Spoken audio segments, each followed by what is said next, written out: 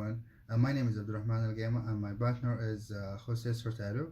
And today we are going to present the financial analysis of microtechnology and ceilings.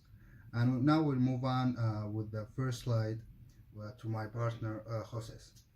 So the question for this slide is, who are our shareholders? For Celix, the top 10 institutions own 43.68%. And for Micron Technology, it's 33.95%. For both of them, the main holder it's Vanguard Group with 11.5% on Celix and 7.68% on Micron Technologies. Do they care about our cost of capital? The cost of capital can be really beneficial for any company if it's done right, but they have to think about how much debt is too little or too much.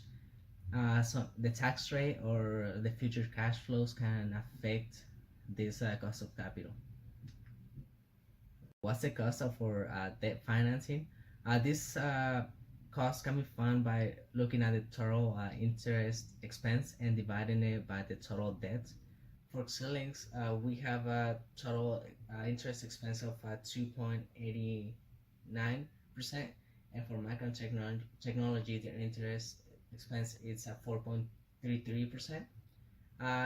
If we take into consideration the tax benefits or any other benefits they get from this debt, we get to the conclusion that Celix cost of debt after tax it will be 2.29%, and for Micron Technology we have a 4.28%.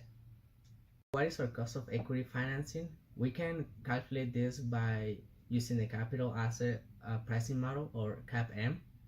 We're using a 10-year US Treasury bond of 2.64% and an expected return on the market of 10%.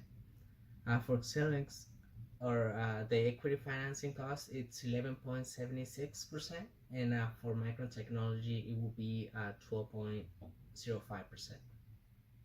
Overall cost of capital, or weighted average cost of capital, for Xilinx we have 11.25%, and for Micron Technology 11.42%.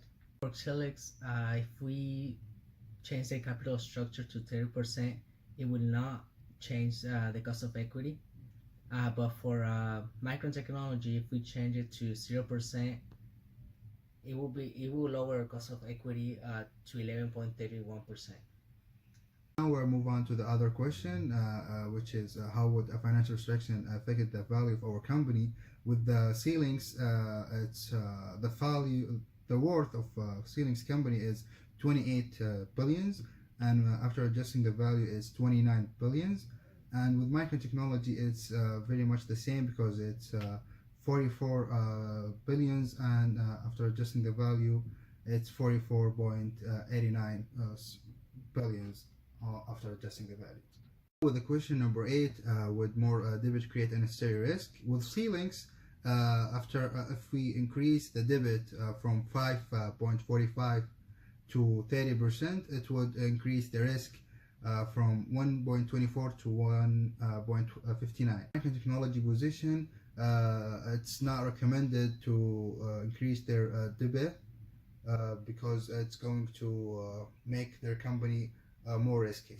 The question was the competition. Do Micron Technology has a relatively low PEs of 3.48 compared to the most of the industry, which stand at 23.27, and other companies like Qualcomm and Nvidia, and also Texas and Instruments hold a PE of 32 and 23 and 19.1 respectively. The last question is, our stock price fairly valued? According to our calculation, Ceilings price is 112.5, and the market price is 118.78. That means the stock is overvalued by the market. And the Micron Technology value is 41.5, and the market price is 41.96. We think the stock is correctly valued by the market.